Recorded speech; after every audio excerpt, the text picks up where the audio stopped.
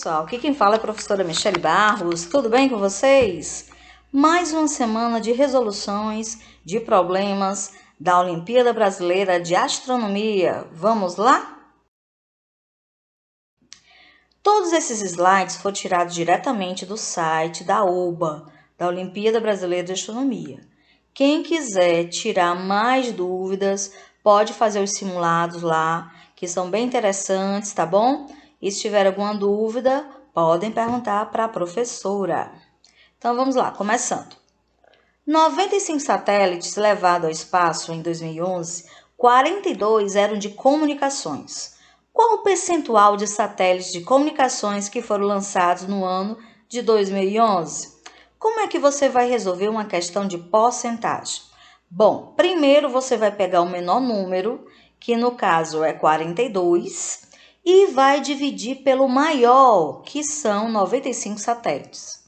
Como eu quero saber a porcentagem, depois de fazer essa divisão, que vai ser menor do que 1, porque o numerador é menor do que o denominador, então eu vou multiplicar por 100. O cálculo muito fácil. 42, que é o número menor, dividido pelo número maior, que é 95, aí você faz essa continha, e depois, para saber a porcentagem, multiplica por 100. No caso aí, deu 44,2%. O Instituto Nacional de Pesquisas Espaciais, INPE, é responsável pelo projeto de monitoramento do desflorestamento na Amazônia Legal, PRODES. O que essa questão está perguntando? Se você considera que é uma resposta certa ou errada, mas também podia ser V ou F. Mas lá no enunciado da questão, ele pergunta se é certo ou errada, tá? Aqui eu peguei apenas a questão sem as suas opções, mas lá no site tem as opções. Então, realmente, essa questão é certo. A resposta seria certo ou correto. Quanto tempo em horas é necessário para completar um giro em torno da Terra em um veículo orbital de 28 mil km por hora, sabendo que a distância a ser percorrida é de 40 mil km por hora? Meu querido, minha querida, aí você vai fazer uma regra de 3. Você vai pensar assim: bom, se ele consegue fazer 28 mil quilômetros em uma hora, para fazer 40 mil quilômetros, ele vai precisar mais de uma hora, certo? Como é que a gente faz esse cálculo? Bom, 28 mil quilômetros eu vou fazer em uma hora. Então, para fazer 40 mil quilômetros, eu vou precisar de mais de uma hora, que eu vou chamar de X. Fazendo a regra de 3, como é que eu ia fazer? Primeiro, eu ia eliminar esses 3 zeros em cima e embaixo, que eles são iguais, e eliminar quilômetro com quilômetro, aí ia ficar o quê? Pensa comigo, 28x é igual a 40 horas. Então, qual é o valor de x? Eu vou dividir 40 horas por 28. E aí eu vou achar que deu mais de uma hora, né? É menos de uma hora e meia, porque deu 1,428 horas. Lá na questão, ele pode simplificar para 1,4. Aqui eu coloquei mais casas decimais para ser mais real, tá? Mas lá na questão pode aparecer 1,4 e você colocaria correta. Desde que a União Soviética colocou em órbita o satélite Sputnik, olha aí, então quer dizer que eu tenho que saber que o primeiro foi o satélite Sputnik, quem foi que colocou? Foi a União Soviética. Quando? Em 1957, de lá para cá, quase 6 mil satélites foram lançados no espaço. Então, aqui eu tenho que saber um pouquinho de história da astronomia. Então, realmente, né, a resposta aí é certo. Os satélites de observação da Terra fazem o quê? Fazem o uso de órbitas polares. Qual é a distância?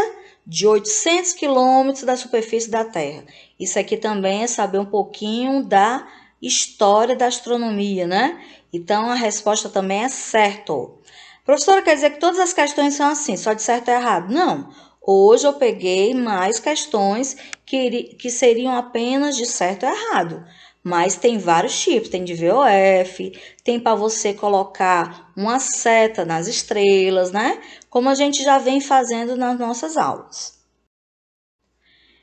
E um dado triste. Entre 2008 e 2009, a área desmatada na Amazônia foi de 7 bilhões e 500 milhões de metros quadrados. Quantos campos de futebol cabem nesta área? A área de um campo de futebol é de 7.500 metros quadrados. Quer dizer, gente, que não é de hoje que tem desmatamento, né? Faz muito tempo que tem desmatamento na nossa querida Amazônia. Isso é muito triste.